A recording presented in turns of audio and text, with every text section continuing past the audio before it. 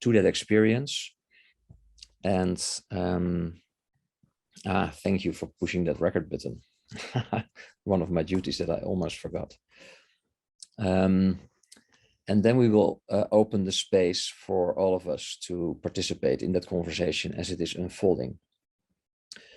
But before we introduce the topic of global social witnessing itself, I want to ask Fred to give us a lead in to our session from his perspective and how he sees relationships between his thinking and work and global social witnessing. So having said all that, I will introduce our panel later after that. And Fred, can I give you the word? Yeah, thanks so much, Sergey, and welcome to all of you. I see a lot of very familiar faces out there and some new ones. And this session, just a little bit of background to it, is it's actually grown out of the merger, the braiding of two earlier meetings that we've had. One, which we're honored to have Kazuma Matoba sponsor for us in Ottobrunn, Germany, pre-COVID, around global social witnessing. Thanks, Kazuma, and good to see you here. And another where we were hosted by Laurence Habib in Oslo at a meeting on anticipation studies with the connection with what we're doing here. I was thinking about how do we live in the present in ways that allow us to think about the future, but focusing on being present. What I wanted to do in bringing those things together was to offer up, since we have many people, many perspectives, a frame for this. And it seems natural to be offering a frame because this is also the 50th anniversary of the celebration of Gregory Bateson's Steps to an Ecology of Mind. And we have many events over the course of the year that if any of you are interested in, send me an email and I'll send you links to those that are free. But the idea from Bateson that we're really using is the notion of getting depth perception out of binocular vision and recognizing that how we see with depth is only because of our ability to see slightly different field with one eye than with the other eye. So the depth that we get grows out of this notion of binocular vision. And what we're trying to do is to extend that to, as Bateson did, thinking about what are the multiple versions of the world? What are multiple versions of relationship? And how do these actually fit together? And are these different descriptions of the same thing? And in what sense is the same thing the same thing? And how important that is when we're considering the empathic roots of diversity, equity, and inclusion through global social witnessing. Yeah, I wanted to be brief because I wanted time for interaction. So thanks so much, Sergey. So the frame is one of depth, binocular vision, and multiple perspectives. Thank you, Fred. Yes, I think also in relating what you say to the metaphor that is implied by global social witnessing would involve our senses and at least our vision, and seeing things from multiple perspectives in depth indeed may afford us to relate those perspectives and create a whole experience. And one way of thinking about justice is to see it as a whole concept, a wholing concept. So thank you for making that connection. So as the session emerges for us, I would like to ask Kazuma first to introduce global social witnessing and provide us with the experience. And after he has done that, I will introduce our panel as I ask them to provide their perspectives on what we've then have been through. Kazuma, are you ready? Yeah, thank you very much. My name is Kazuma Matoba. Originally, I came from Japan, but I lived in Germany almost more than 30 years. And I'm now teaching communication science and collective trauma integration at a small university in Germany, Wittenherdecke University. And my colleague, about 20 years ago, when I began to make my dissertation, at that time was Klaus Otto Schama. Maybe he is famous with his COU, he has studied also at the university where I'm now teaching. Yeah. So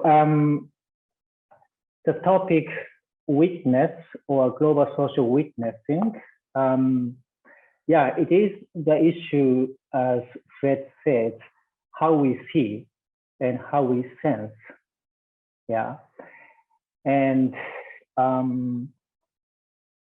I can read as a part of my paper, the word witness has two meanings.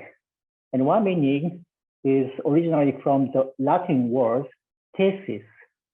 And thesis is more focused on the observer, so more on the neutral objective side. It is much more observation. Yeah. And the other meaning of the word witness, as originally from the Latin root, is speltes. And speltes is focusing on the participant who is more subjectively expressing an event. The first one, thesis, is much more neutral, objective observation. But the second meaning of the witnessing, originally speltes, means much more subjective experiencing an event. Yeah, we have two meanings. Also in modern English, we have two meanings in the word witnessing. And in this session, we are talking about the first, not the first one, the second one, witnessing speltes. And this second meaning of the witnessing is also very similar with the concept of the Buddhism. Although I'm Buddhist, and in the Buddhism, there is also similar concepts like witnessing in the sense of the second meaning.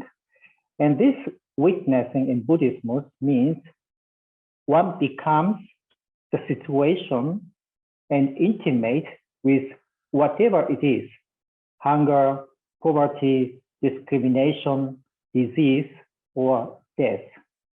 Witnessing evolves a sense of interconnectedness, direct realization of the fullness of life.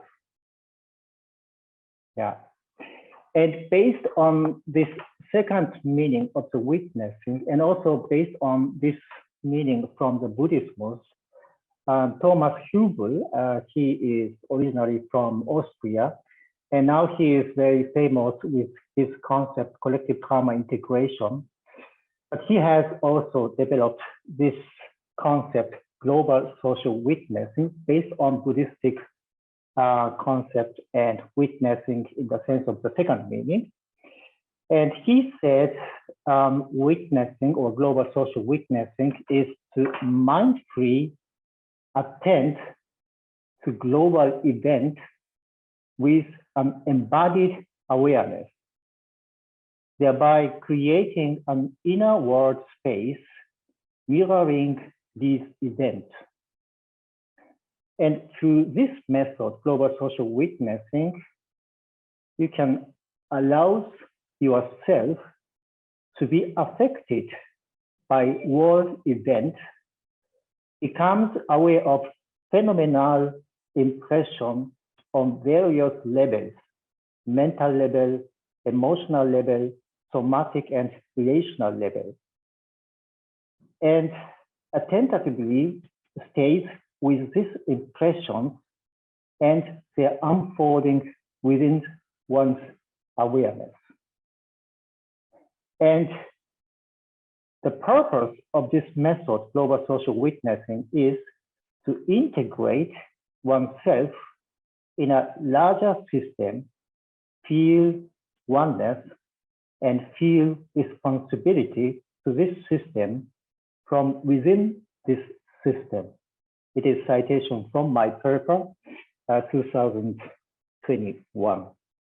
So maybe you can now somehow distinguish between observation and witness. I observe Sergey, for example, And I, as a system, observe Sergey as system. And it is, so to say, a kind of interaction. I want to impress him. I want to see him. I want to influence him. But also I want to learn something from him. It is a kind of interaction. Yeah. As observation belongs to interaction between two people, two events, three people, among people, and so on. This is what we are doing always in our daily life. But I witness Sergey, and then I as witness and Sergey as witnessed, we both can be aware that we are a part of the system. And as a part of the system, I do my action, but this action belongs to the system. And that's why what we are doing between me and Sergey through witnessing is not interaction, but interaction. And interaction is a terminology which was founded and discovered or coined by Niels Bohr, as a quantum physicist, in the 30 years in the last century. And what we want to do in interaction, in witnessing, is not anymore interaction, but interaction, interaction in a big system. Yeah. So this is, so to say, a small introduction and definition of global social witnessing or witnessing. Where does this witnessing come from? And maybe we can practice now. It's okay. It's a time for practice. Sergey? Yes, Kazuma, I think so. And let me thank you for that introduction, which is important for us before we engage in the practice. So just a few words, Kazuma, before we practice, is that okay? Mm-hmm. So in global social witnessing, one of the ideas behind it also is that we do relate with events that we in our daily lives may not want to relate with longer than a few seconds, because our unconscious awareness wants to move on from witnessing that event, as it may be overwhelming or difficult. So the practice that we are offering is a practice that you can join voluntarily. You don't have to share anything about how you experience that practice with us in this session. So we just want you to know that we offer this as a voluntary experience. And having said that, Kazuma, yes, let's try this practice. Mm-hmm. Yeah, maybe one more additional explanation about witnessing or global social witnessing. As I as witness and you, Sergey, as witnessed in a big system, in a large system.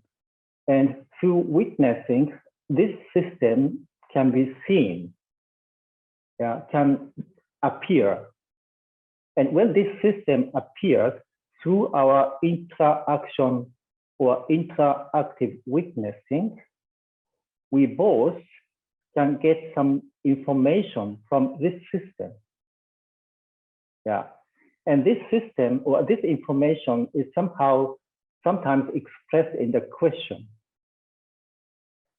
And I, as witness, want to answer to this question or reply to this information coming from the system. And when I can answer to this question or to this information, I can respond able. I can be responsible. And I can be responsible to the system. I can be responsible to the world. Yeah. So this is, so to say, outcome of the global social witnessing exercise. So, okay, I want to show one picture. And when I see the picture in your screen, please try to attune this person in the picture. Although in your display on the left side, yeah, you can see one boy or one young boy, and try to attune this young boy or young man. And I don't say anything about this picture, and we together keep our silence about for 3 minutes. It's a kind of contemplation, it's a kind of meditation for 3 minutes. And after 3 minutes, I give some kind of assignment step by step, and we can do it together. So.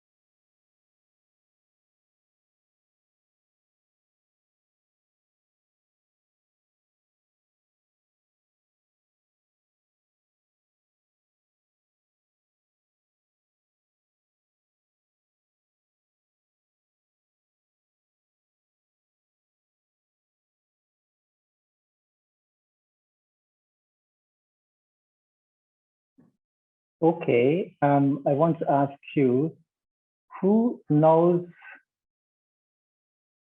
about something? Who knows something about this young man? Please say, yeah, Elena. What do you know, Elena? Probably it's the Russian soldier that now he's in Ukraine and he's in court, and he's the first Russian soldier who's been judged for what he did in Ukraine, and he killed the innocent citizen of the Ukraine. Yeah. Okay. Yeah, it was about 1 week ago, and the picture is from BBC. And this young man is 24 years old, a soldier from the Russian army, arrested by the Ukrainian army. And this is in the situation of the code of Ukrainian war code. And yes, this is a situation of the picture. And he is sitting behind the policeman or maybe soldier of the Ukrainian army. This is a situation. Yeah. Okay, thank you very much. And now watching this picture and this young man witness what happened in your mind. Witness what happens in your mind.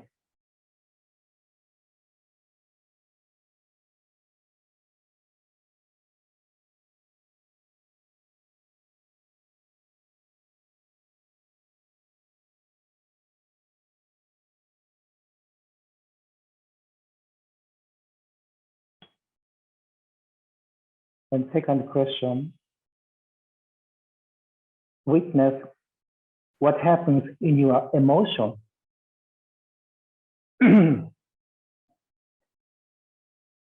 Seeing this picture, seeing this young boy, young man, witness what happens in your emotion.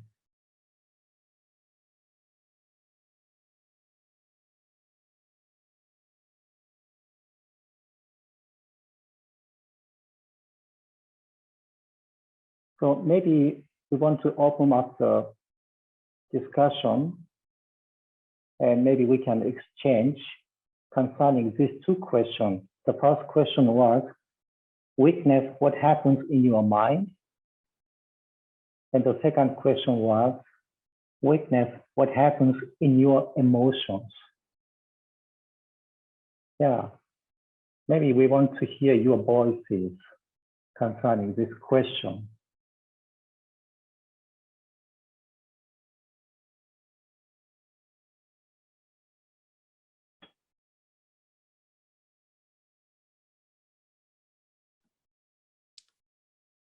I can share, Kazuma. My mind was really wondering many things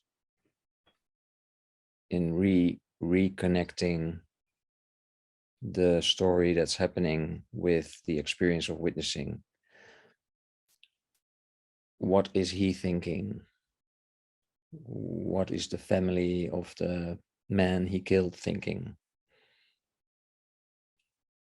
Is the soldier guarding him aware of what's happening? All these questions, just my mind racing.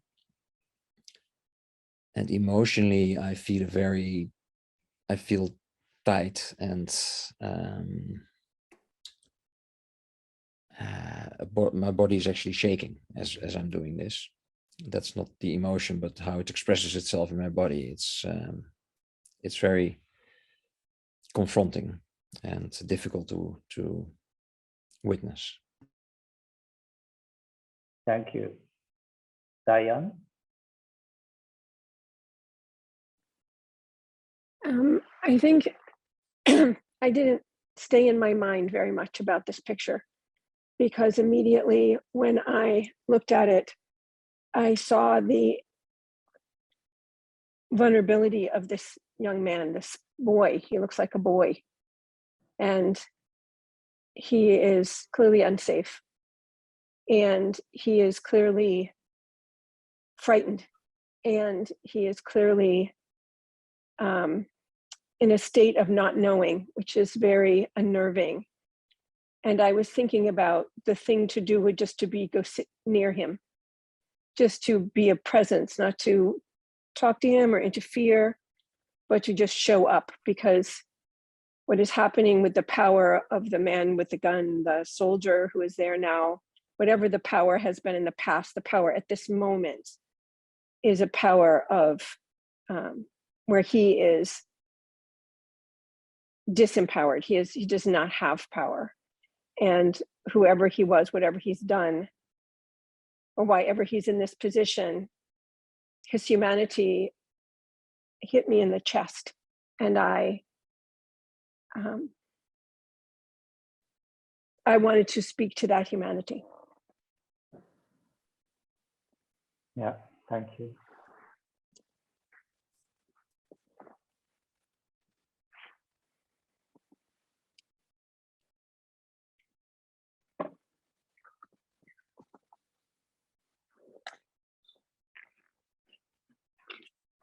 Okay, then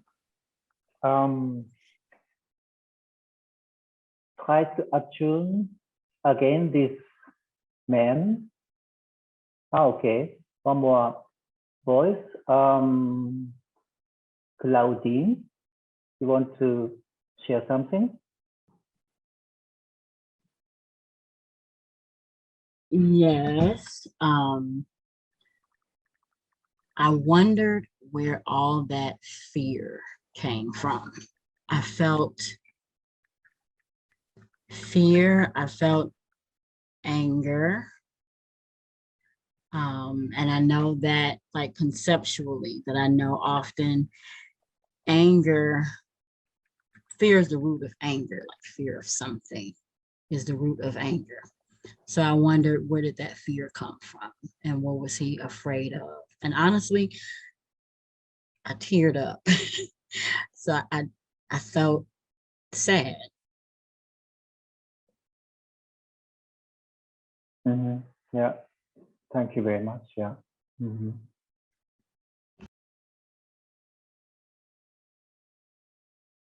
Okay.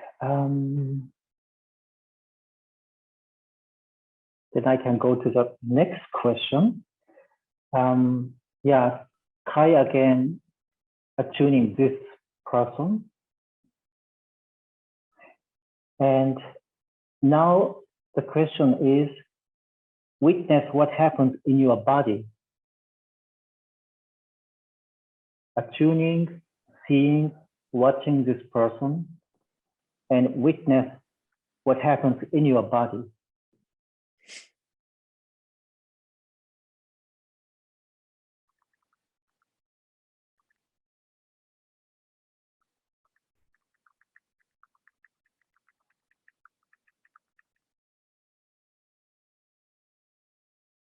So does anybody want to share something concerning this question? Body?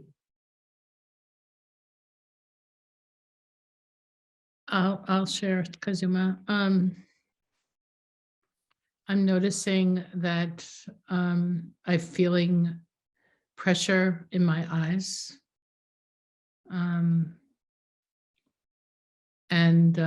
constriction in my chest. Am I breathing?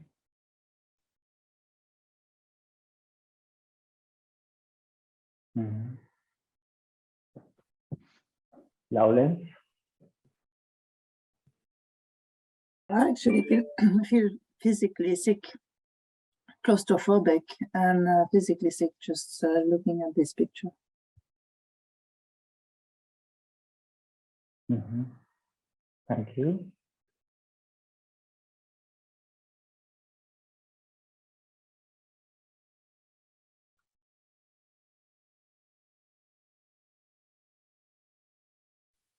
Another voice, please. Yeah, Cynthia. Yeah, it's a collision within of the vulnerability of this child-looking person and the horror of what he did. And that collision is just churning because he looks like a child and he looks alone and scared, and yet he did something very awful and hurt a lot of people. And that collision is just a dynamic churning, and it doesn't feel good. Mm-hmm. Yeah, thank you. Mm-hmm.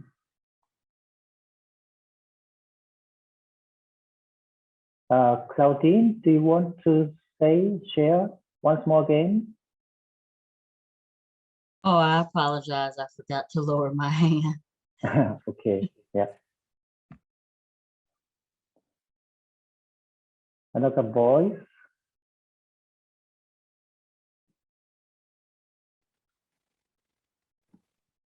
Yes, I relate with the compressing feeling. My chest feels compressed, as if the weight of what I'm witnessing is way beyond the image. Mm. Yeah. Debbie? Yeah, my first reaction in the body was I felt the pain, and I felt the pain in my stomach. Then I felt the fear in my heart, and then automatically I started thinking, and then I felt in my head that I was thinking about what is the background, how did he come to do this?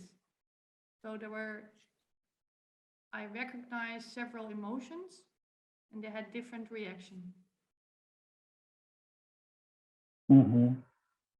Okay, thank you very much. Yeah. So what I'm always doing in my seminar at my university, in the seminar of global social witnessing, I have further 2 more questions, but we have limited time today. But I can show you 2 questions. The first question is, imagine you are in a dialogue with this person in a picture. What would this person ask you? And how would you answer his question?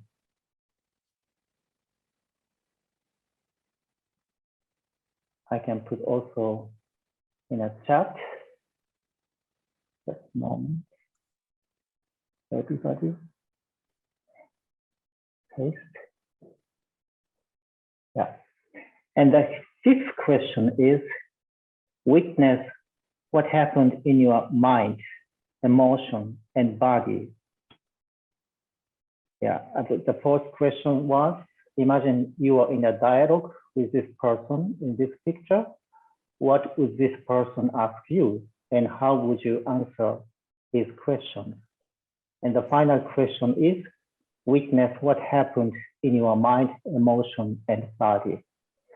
And after these questions, I invite all students and participants to share and discuss about your experiences. But we have not so much time.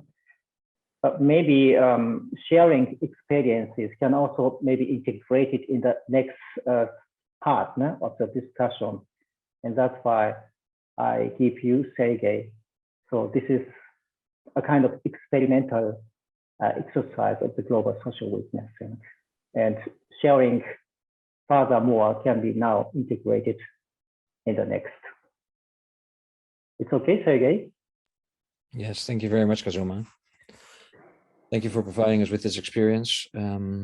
As one way of transitioning into the next part of our being together, I want to invite you to take a few deep breaths and also let go of that image for now.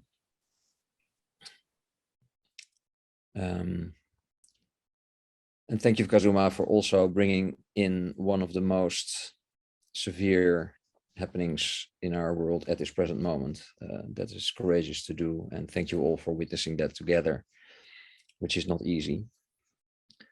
And also why we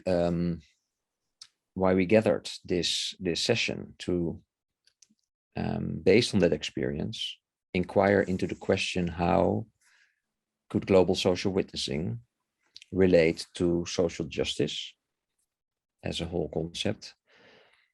And back to how Fred set us up with a binocular vision and the depth that multiple perspectives provide, I want to now build a bridge to invite each of our panelists to take a turn and share some of their experience, their research, their practice, and how they see that relating to a practice like global social witnessing, and how that could contribute to generating social justice in the situations that you work with.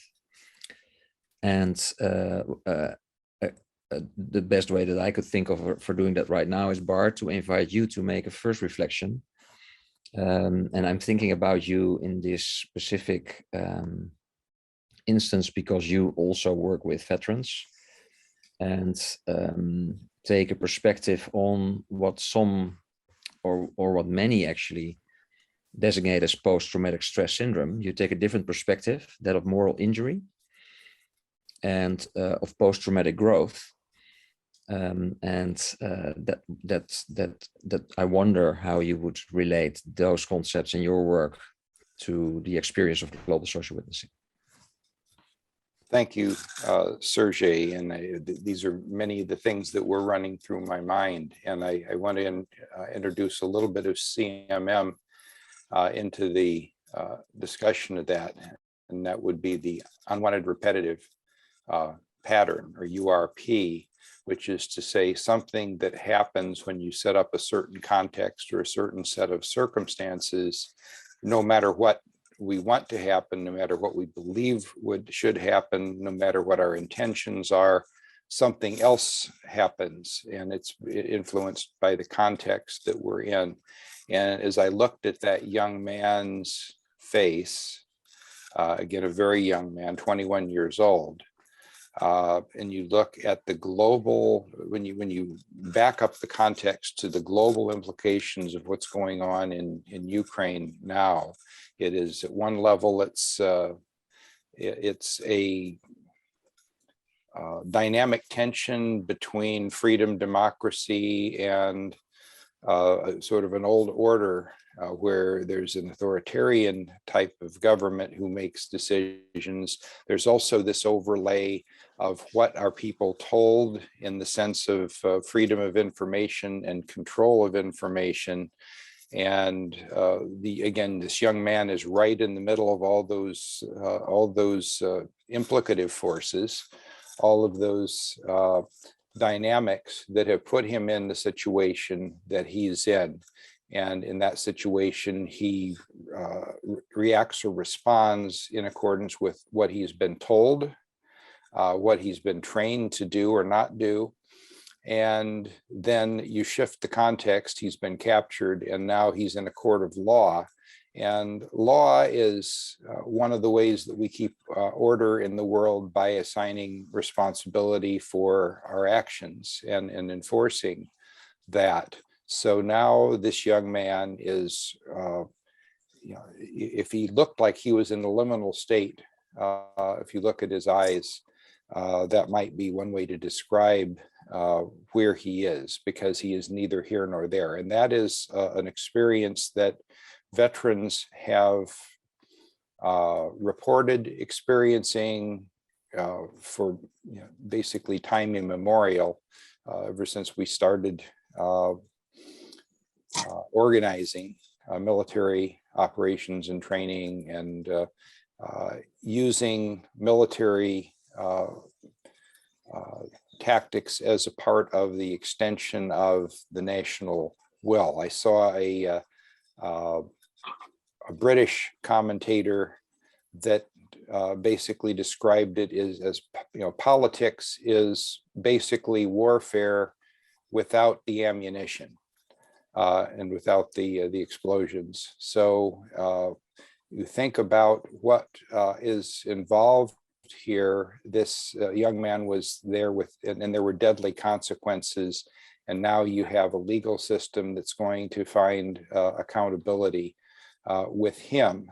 And in the context of global social witnessing, again, wars become abstractions for those that are not close to them. And Sergey mentioned the moral injury, and then we're starting to recognize now that what our soldiers, what our service members that return from service, particularly those that have had combat experience, we referred to this at one time as a psychological disturbance, that it was individualized, that it was based on the amygdala being overstimulated and creating a fear response that just won't go away. And all of our treatments that we have now in clinical psychology are geared towards trying to extinguish that.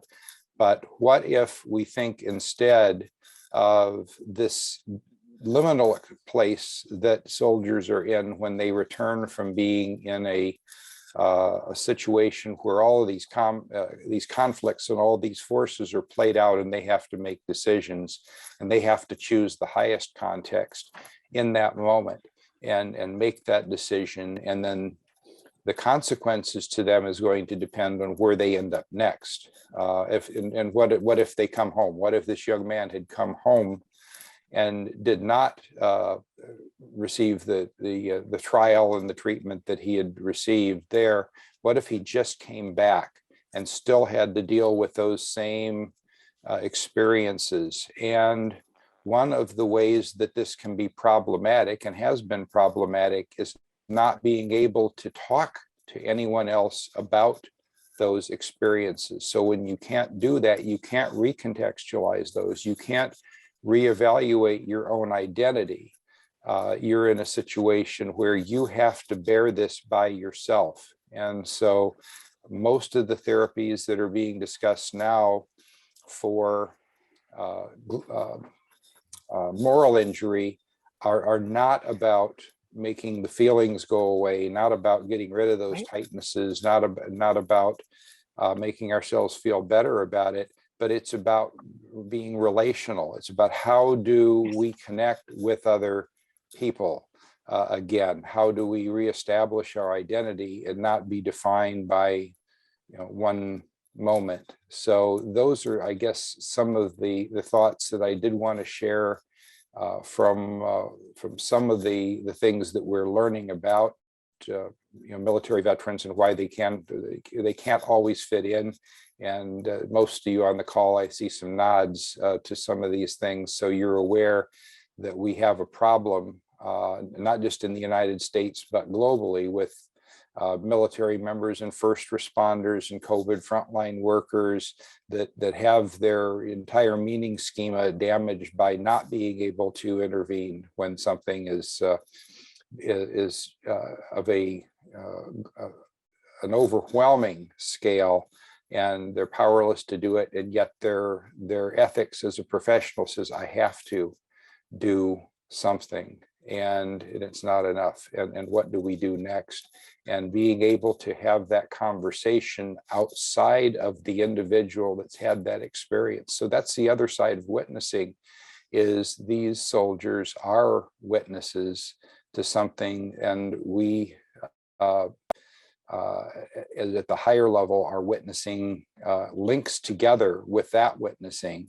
And again, when Sergey mentioned post-traumatic growth, that's another conversation that can be within the individual, or it can be within the society. The question is, there's pain here. The pain is there for a reason. What is the reason for the pain? What has caused it? What can we change to not let the pain be re-experienced? And to the extent that we keep doing the same things over again and putting people in these positions with no good alternatives, we are caught in an unwanted repetitive pattern type of loop.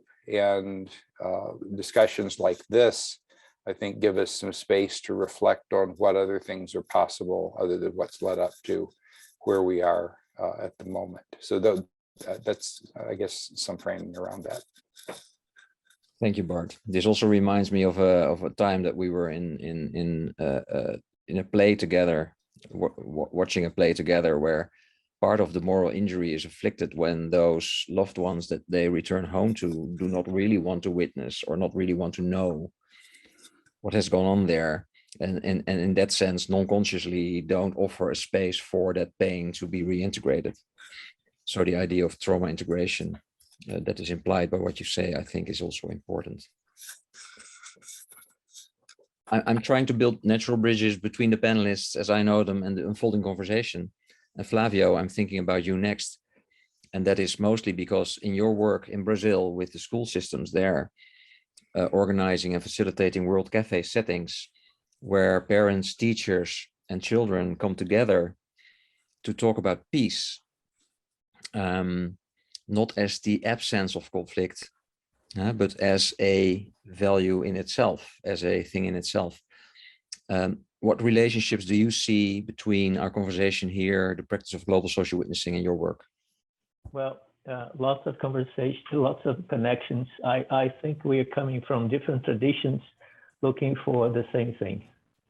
This is, for a starter, that's what I realized, that we find ways of explaining and uncovering life itself the way it is, and try to understand the complexity and understand and solve the complications that we are still unable to resolve. And speaking of peace, peacemaking, peace building, you know, I've been saying that peace itself is something that is can have many explanations for that. We can have ways of doing things on behalf of peace, even wrongly. But at the same time, when I was this morning thinking of these two words, peace and love, that became cliche, you know, for so many years, people saying peace and love, meaning so many things. And I was thinking of what's the opposite of that? We were born being the opposite of peace and love. This is a question. Are we supposed to build peace or find peace? That's why we worked. You know, in the beginning of this work, I consider myself a researcher and an activist, which is kind of conflict, because, you know, we can stay faithful to truth and be loyal to the people who are supporting you to organize. And one of the things that I understand that when we have so many different perspectives, as an example, when we started a large-scale project in Brazil and schools, more than 700 schools, we were facing the very simple question: what's peace? What's the face of peace? And using the World Cafe, which is I don't know if everybody is aware of it, it's a gathering process where we sit at round tables, and you know, we can have 4 to 5 people, and we have hundreds of tables all together, and we answer and respond to questions that we receive, and through that we come to the center of the table. That's what we were talking about, how what Matoba had said, you know, and all the questions, they said we're coming to the center of something, and with the approaching each other's perspective, and somehow we change by listening and suspending judgment.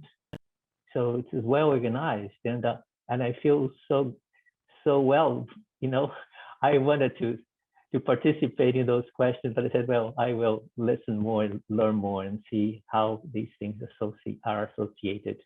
But going back to the beginning of the process, you know, we heard, to understand what peace, this thematic, this theme, meant to people in general, you know, not only in schools, but outside schools.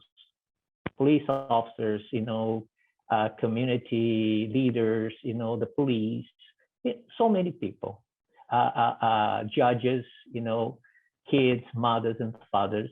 And when we asked these questions around peace, we heard in many cafes around 3,200 people, and we had unique answers that totaled 525 unique answers, which means this is a very humbling path that I said we have to be very careful about what we think, because as Barton said, the world is colonized with ideology in many ways.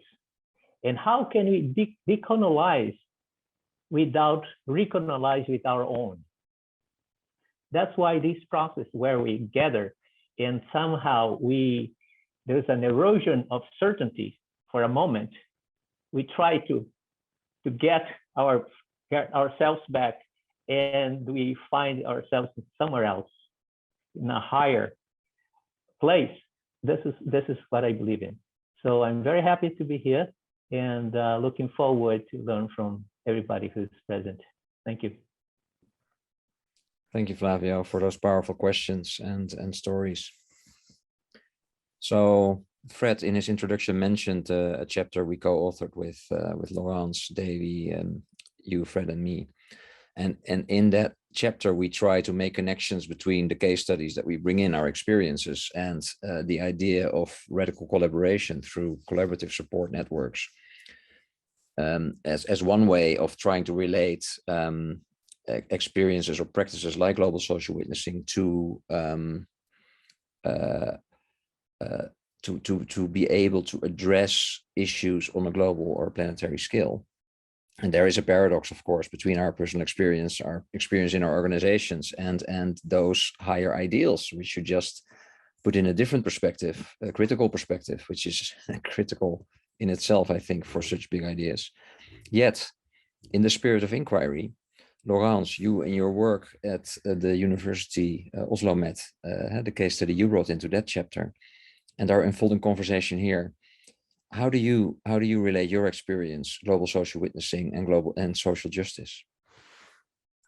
I don't have very much first-hand experience, but my research and my work with students often bring about ideas, but for me intersect very much with social justice and environmental justice, if we can put those two things together.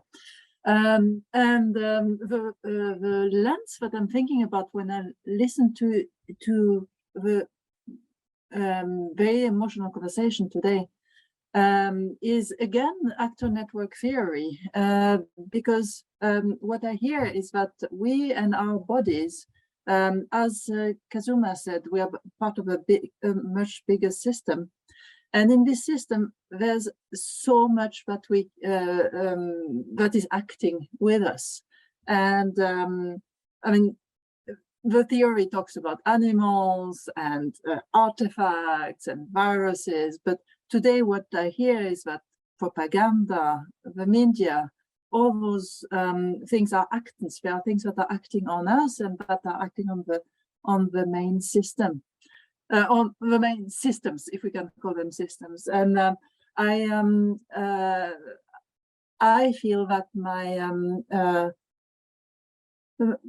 the relationships that I see between persons and things, and persons and ideas and concepts, map up very well with this idea that everything is acting on everything. It's not just humans with humans, but also humans via other things, concepts, ideas, actants.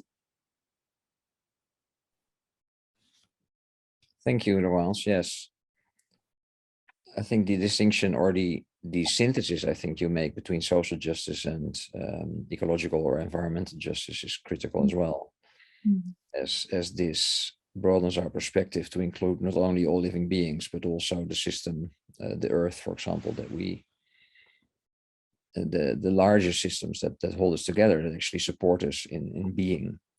Yeah. But also the small forces of manipulation or propaganda that are abstract and a social construction working on us as well, both often and most outside our conscious awareness.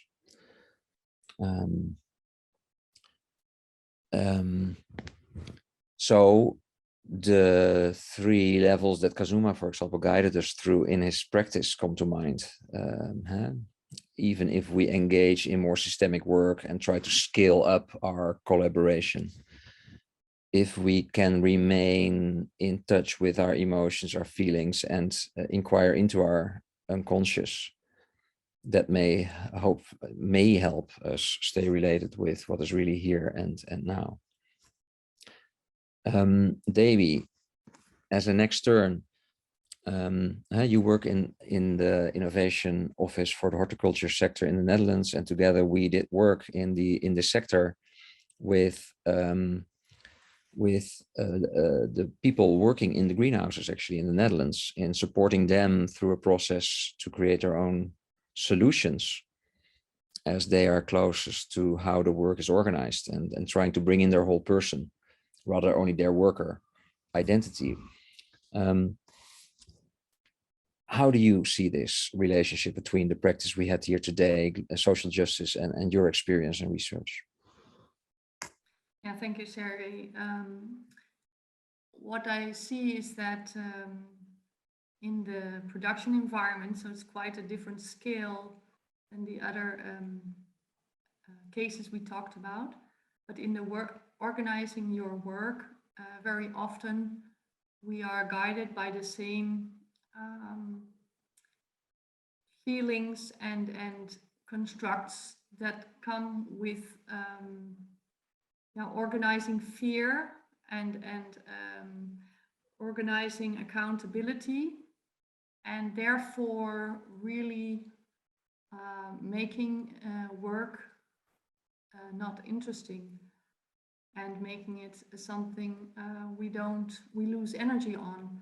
So in the Dutch horticultural sector, we tried a different approach to how to organize work, where we included participation of every worker, with the idea that their work is not merely a task, but functioning in different roles with each other. So everyone has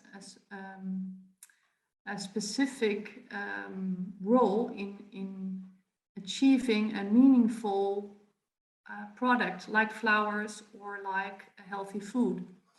And they were completely detached by these products, and we reintroduced that. And the method we used was actually quite simple, in a way that everyone could participate from all backgrounds, and by just listening to stories, narratives which included everyone's perspective, which included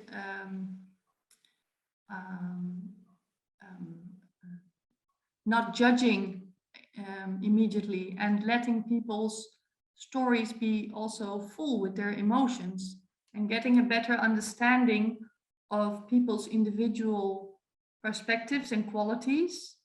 And from there, moving on to a different way of organizing in the workplace, which was much more flexible, which was not working on accountability, but on a joint responsibility, giving energy, actually having humor in differences between people, and making sure that vulnerability was actually a shared value. So this led to a different way of communication between each other, a different way of organizing the work, and moving away from a rational approach to much more an embodied awareness. And so I joined the session yesterday evening also about the learning cycles on diversity, equity, and inclusion. And there were some interesting also similarities about these values and emotions. So trust, honesty, vulnerability. If we can really embrace those, we will be able to much better function with all the diversities. We will be much better in including everyone, and also letting emotions be, being aware of them and what influence they have. And therefore you get much more in-depth witnessing of each other's roles, and in that sense can be able better to help each other. On a global scale, it would be interesting to say, we're living in this century, how come we still steer on old-fashioned models of how to organize work? And this also comes back to leadership. So we're now still in many organizations working with the idea that a leader is responsible for change management and to improve. But actually, it should be inclusive of everyone and steer from the energy that is bottom up possible to make the change possible without feeling fear, without feeling judgment. And so this was a small case, which I would really be interested in hearing from other in the global setting. Like, how can we embrace this more embodied making of the workplace organization? Thank you, Davy, for bringing back the idea of responsibility in work as a shared responsibility and a shared, thereby also a shared leadership possibility as a micro setting that we can explore further, including the depth of our emotions and embodied being and making at work. So Rick, if you think about that in terms of the improvisation work you do and the resounding work you do and bringing in a different sense, sensual metaphor actually into the possibility of witnessing and relating to the stories you've heard, but also to the practice Kazuma facilitated and the theme of our workshop, what observations do you make? Well, I don't know if it's observations, it's like many things come to mind at the same time. First and for all, I don't know where it's coming from. I just remember the title of a book of the German writer Peter Handke, which is from the DDR, and the title of that was Die Angst des Torwarts beim Elfmeter, the fear of the goalkeeper with a penalty. And the thing with that is that whatever you think about how do you feel when you're standing on that line trying to get that penalty out of the corner doesn't work. You're feeling that at that moment.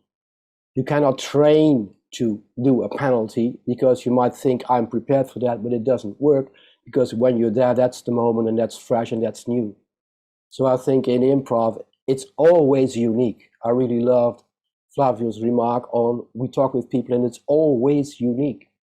It can never be you cannot have in your mind what has not happened yet. That's what we call it, the future. So preparing for something in the future, I think it's very interesting, Fred, when you talk about presence, being present in the here and now and present in the future. Well, the future at a certain moment might collapse into the here and now, and then it's starting to moan about now I'm past. You know, we're always in a certain moment with someone and we just don't have a clue how to react. If I would be with that person that Kazuma was presenting, this Russian soldier, I don't have a clue. I don't know. I think this is so utterly complex, so utterly ununderstandable. So it's so deeply humane that it's inhumane. It's beyond paradox. We cannot know that. So you can cry about it, or you can dismiss it, or you can say, it's too much right now, it's overwhelming. There are so many people who are just trying to do their best in these worlds to deal with what's overwhelming by just saying, nothing's happening. I need entertainment. Everyone has his or her own filters to deal with whatever's going on. So I think I remembered also Bart and Sergey, we wrote this thing on moral injury, and at a certain moment, coming back to CMM a little bit, is about action logics. What is an action logic in communication? And we came up with this simple thing about suspending judgment, paying attention to whatever emerges in a situation, and keep the conversation going. And that's building on all kinds of academic literatures, building on what Kazuma was writing, on this Ken Wilber thing, but it's all theory. what it all comes down to in a certain moment is whatever we cook up here in this wonderful group, it's all very interesting and it might help us and it might help us for our practices. But whatever is, the only thing that matters is when we get out into the world and we encounter people who have simply their lives and we have our lives, and it's all actants, it's all noise. And can we give some meaning to that? But we simply do not know. So please, please, I'm talking to myself, sorry. Do not forget that when we talk about start from a position of not knowing, that is not a sentence, that is reality. We really do not know.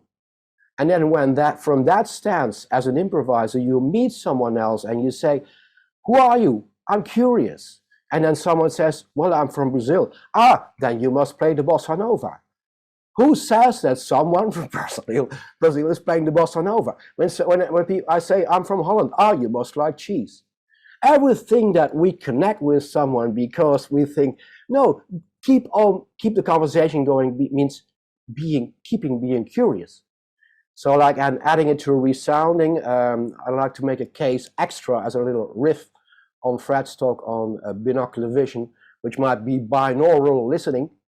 If you're listening with your ears, and also 2 ears means that you're hearing depth. So deep listening is also about understanding that when you have 1 ear, you think, okay, this is what it is. But 2 ears, or quadrophenia, like the band The Who was playing with, it's just simulating not 2 senses, but 5 or 1 million, or how they are interconnected in a way that we have all the resources to open up to other human beings in their situation. Using all senses to make sense in that situation, but don't put it in something that was pre-framed in our minds. That we simply do not justice to the complexity of another human being who might be in need of something that is helpful just to take another step forward. Thank you, Rick, for stressing the not knowing and opening my ears and our ears. So, who wants to add to the conversation? Please do so. Diane. I just wanted to say, because I was very keyed into what Rick was saying about all of this, I am a theater director and I direct a lot of improvisational work and ensemble acting, which is sort of geared in the body. And the work that we do is constantly to be in preparation for the moment. There is an awareness of practicing skill, practicing trusting the body, practicing being in the body, practicing listening, practicing those elements that are essential to us so that in the moment on the stage, in the moment of the act or the action, we respond not the same way we did every single time before, because every audience is different, every moment is different, every delivery is different, but we respond in that moment with the truth or the authenticity that is there. And being able to do that requires a huge amount of trust, and it requires a huge amount of intention and practice. So I like to think of the work that we do as practice. We have a practice of ensemble theater. We have a practice of living. We have a practice of meditation or practice of being present, that it's something we practice. We don't arrive at it. It's something we practice. And improvisation is maybe one of the world's best teachers because you can never plan for what will happen. You can only be in it when it does. So I liked those words, Rick. Beautiful.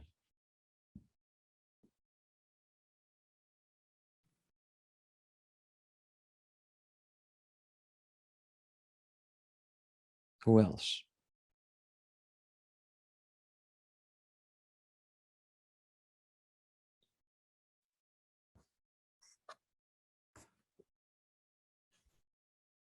Fred, from your introduction, what reflections do you have after this round of conversation? Sure, and there is someone, Maxine has her hand up, but I will offer just one thought. So one of the things, first of all, thanks so much, Kazuma, for sharing this and offering us your work. One One thought I had was just after Elena so courageously identified what the picture actually was. What if we didn't know what the picture was a picture of? And how very often, how we bring our global social witnessing, which could also be global social witnessing, I was thinking about, because it is very much engaging with others and parts of ourselves. But what if, we tend to see pictures with labels saying this is what it is, which Elena, again, so courageously gave us. What if, without excusing the actions at all, what if the label for the picture was something like, what have I done? Would that allow the gaze that, for me, so stood out at first in the soldier's face to be present with us in different ways? So just, again, it's another way of thinking about binocular vision. But I've had my chance, though. So someone has their hand up, right? Maxine? Yeah. Yes, Maxine, please go ahead. I'm sorry for not noticing earlier.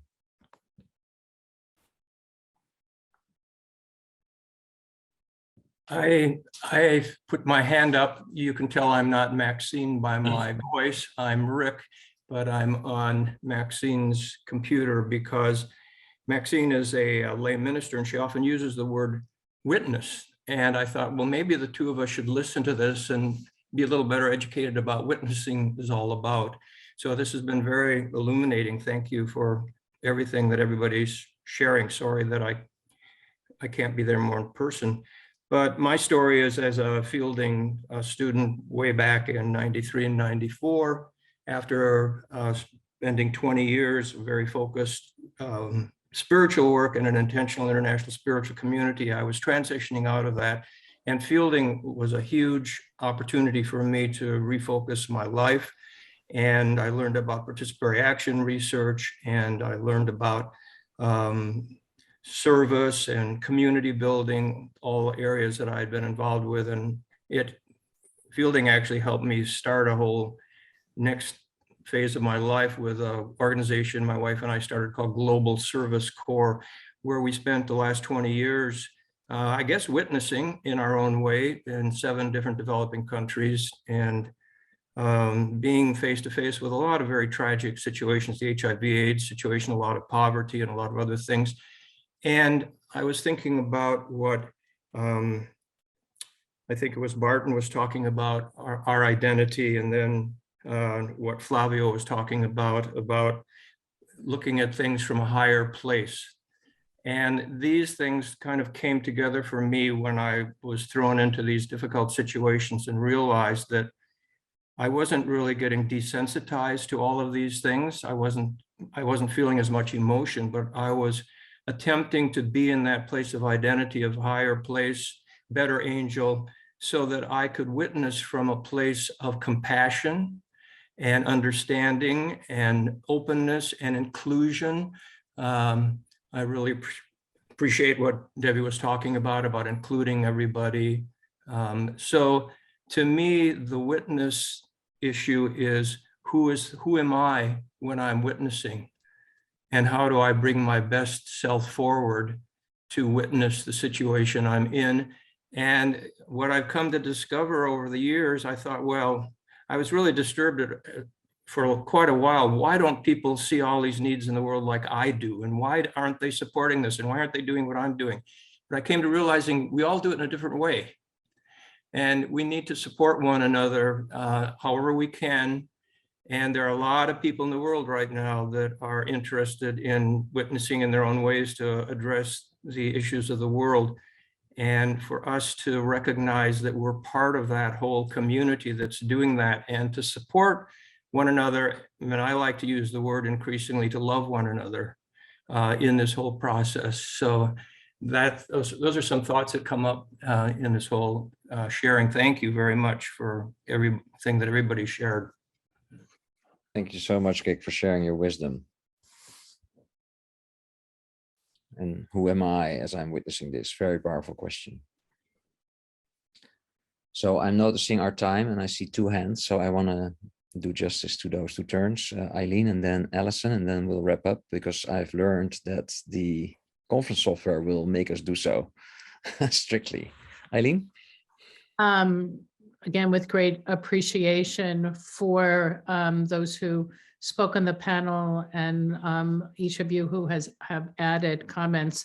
There's such a richness here, and I just wanted to elevate what is emerging from me around the conference theme and what people are saying. You know, we're talking about what does it mean to be a Jedi, right? What does it mean to practice in each moment of each turn, from a CMM perspective, make justice, equity, diversity, and inclusion.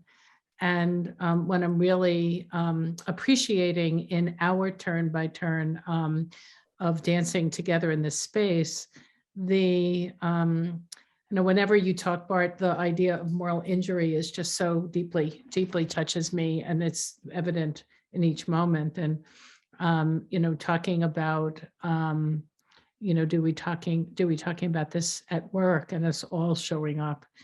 And Kazuma talking about the witnessing, and Sergey, the weaving of this, and Flavio in terms of weaving it into our systems. And what just is coming up for me is particularly in these years of my multiple connections of identity in the work of the Jedi work, is that mystery is way more powerful than anything else. And the power of, and the recognizing in the jazz that you talk about, Rick, the not knowing, you know, the not knowing. And when there's the suspension of knowing within the frameworks of our taken for granted assumptions of knowing, is really the space of great space of possibility. So thank you for convening this. Thank you, Eileen. Beautiful synthesis. Alison? Yes, I'm probably going to echo much of what has already been shared in the ways of appreciation. This was absolutely beautiful. Thank you for touching both our hearts and our minds. I really appreciated the exercise of moving from the cognitive to the emotional. And I think all of us know that when heart and mind is together, that is actually the birthplace of wisdom. And I think in this time, in the age that we're living in, an age of polarization, of misinformation, of identitarian and identity politics, of the concreteness of decisions, you know, black, white, right, wrong, this binary dichotomous thinking, we are desperate for these kinds of connections. And this is really at the root of DEI work, of social justice work. And I think today, this conversation and these exercises help us move beyond seeing human beings as abstractions. I think in our current world, media, electronic communication, we have actually distanced ourselves from one another. And it is these moments that are so critical for us to make this human connection. We are more than abstractions. We are real, living, breathing human beings with complex identities. Everything is based on context and nuance. And I also want to thank Flavio for reminding me that when we talk about decolonizing, to be careful not to recolonize with our own thoughts and our own biases, and you know, that it is truly a collective endeavor, and that takes humility and patience and love. So I want to thank you all. This was very beautiful. Thank you for this moment in time. Thank you very much, Alison. Beautiful words to help us synthesize our being together. Thank you, everybody, for participating, and to be continued.